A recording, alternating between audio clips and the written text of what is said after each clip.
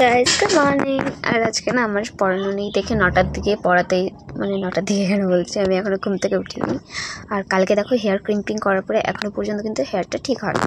তো এখন আমাকে চান টান করে রেডি হব যখন, তারপরে কিন্তু হেয়ারটা ঠিক হবে। তার আগে হেয়ার ঠিক হওয়ার কোনো সম্ভাবনাই নেই। চলো এখন উঠি, ফ্রেশ হই। এখনও পর্যন্ত ব্রাশ ট্রাশ কিচ্ছু করা হয়নি, উঠে ব্রাশ করতে হবে। চলো যাই।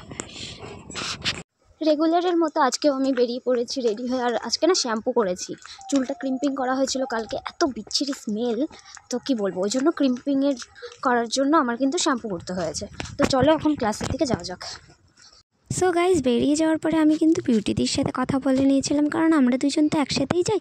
তাই বিউটিদিকে ফোন করলাম এবং বিউটিদির জন্য একটুখানি ওদের রাস্তার সামনে দাঁড়ালাম। তারপর বিউটিদি চলে আসলো, দুজন মিলে কিন্তু চলে গেলাম আমরা ক্লাসের দিকে। আর ক্লাসের দিকে যাওয়ার সময় একটুখানি শর্ট ভিডিও করে নিয়েছিলাম, দেন আমরা ক্লাসে ঢুকে গেছিলাম।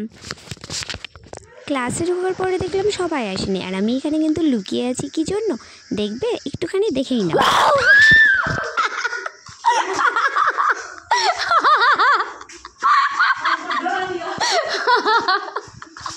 প্রথমত অন্তরাদিকে তো দারুণ ভয় দিয়ে দিয়েছি, তারপরে কিন্তু আমি আবার লুকিয়েছিলাম আরেকজনকে ভয় দেখানোর জন্য। কাকে ভয় দেখাবো চলো সেটাও দেখে নাও।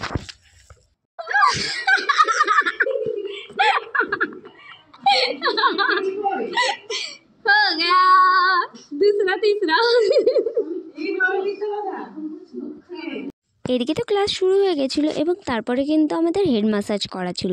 এদিকে অন্তরাদির মাথাতে কিন্তু জয় হেড ম্যাসাজ করে দিচ্ছিল, কিভাবে ম্যাসাজ করতে সবাই একটু একটু ট্রাই করছিল, বাট আমার ভাল লাগছিল না দেখে আমি ট্রাই করলাম না। দেন আমরা বেরিয়ে গেছিলাম ক্লাস থেকে এবং চলে গেলাম প্রথমেই ফ্লাওয়ার শপে। অ্যাকচুয়ালি আমাদের মডেল সাজানো আছে সামনে, সেমিফাইনাল, তো এবার ফুলের জন্য আমরা চলে গেলাম একটা দোকানে। প্রথমত আমরা গেছিলাম বামনগোলা মোড় দোকানে, তারপরে চলে গেছিলাম হাটের ভেতরে শাখাপলা কিনতে।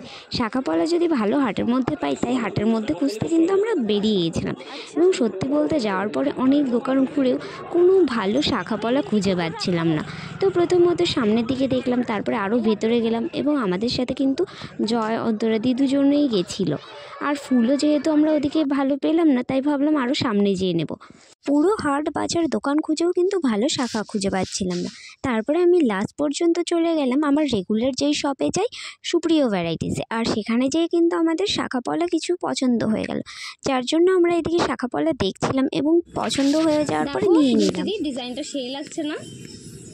কত বললা জানো? নেক্সট টাইম টাকা আসে তারপর নিয়ে যাবো। হ্যাঁ, তুমি কোনটা নিলা?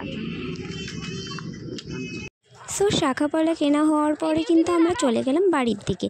এবং যেহেতু আজকে আমার পড়ানো আছে তারপরে বাড়ি যাবো, তো পড়াতে যেয়ে দেখলাম আজকে কাকিমা আমাদেরকে পাস্তা খেতে দিয়েছে।